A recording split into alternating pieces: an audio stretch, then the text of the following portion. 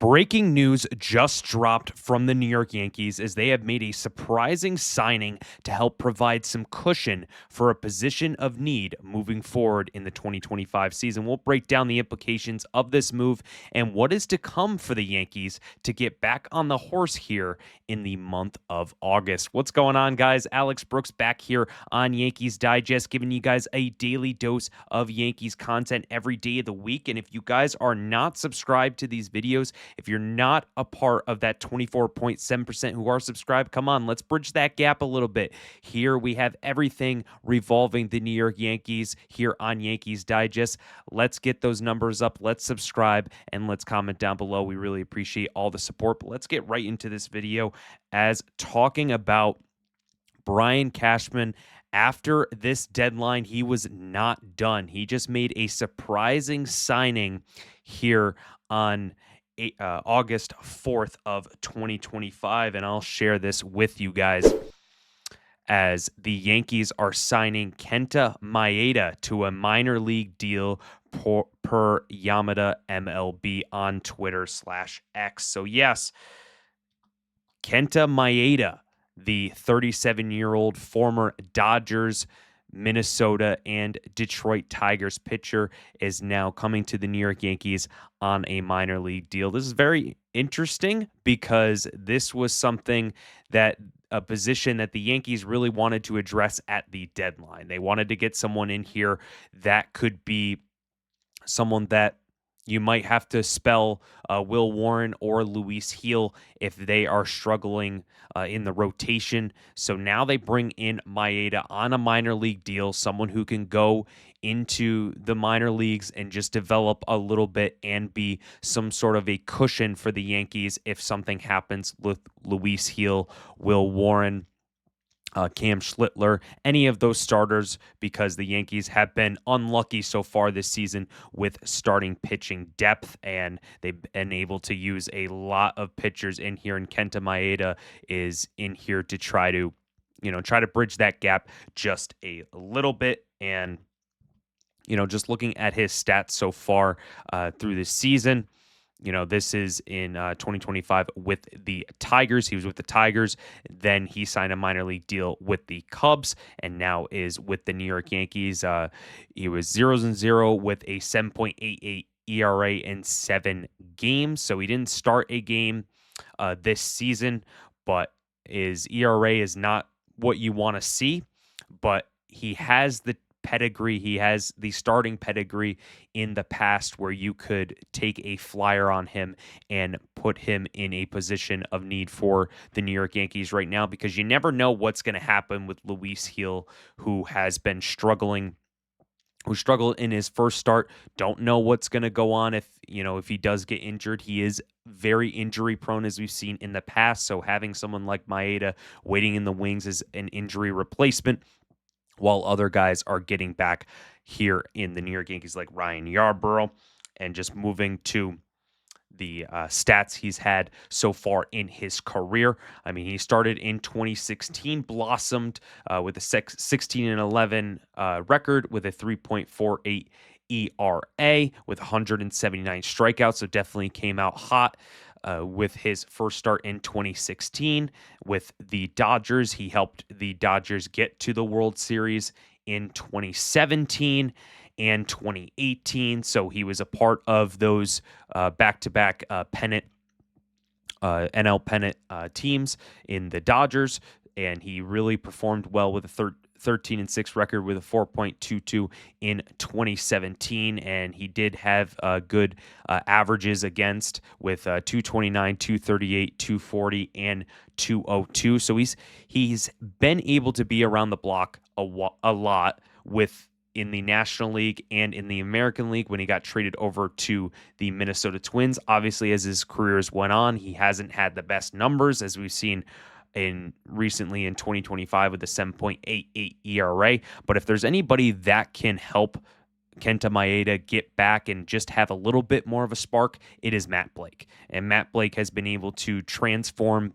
pitchers who have been kind of coming back from, whether it be injuries or just getting up there in age. He's done wonders with Ryan Yarbrough before he got in the injury. He's helping the young guys like Schlittler and Warren kind of get more confident in their starts. So just another project that Matt Blake could possibly have for Kenta Maeda to come up here and make some sort of impact with the New York Yankees in some capacity.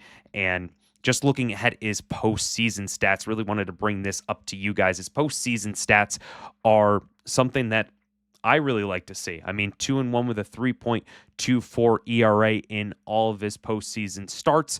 I mean, you obviously see in 2017, he pitched to a .94 ERA and he won 2 games in 2017 that led the Dodgers to the World Series against the eventual champion Astros, and then in 2018 with a 4.05 ERA. So he's been able to have that postseason experience. I've mentioned this a lot. Postseason experience is not just a stat that we just want to throw out there. It is important. I mean, we've seen with Giancarlo Stanton, who's been lighting it up in the postseason. Sometimes he doesn't do well in the regular season, but then goes in the postseason and he flourishes. So having that postseason experience, whether you are 37 years old, it really does help in when you're trying to make roster moves and trying to get someone with experience in the playoffs, because it is a different animal when going to the playoffs. And just looking more into the Kenta Maeda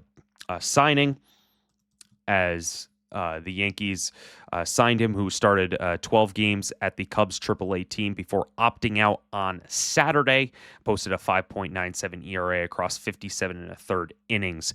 And what's really interesting is that he opted out of being with the Cubs. So he was waiting for a promotion. Instead of waiting a little bit more with the promotion, he decided he wanted to opt out and then join the New York Yankees. So that is very just interesting, because the Cubs are doing way better than the Yankees are at this moment, and it feels like that Maeda now is wanting to join the New York Yankees, at least in the AAA, where he would sign a minor league deal.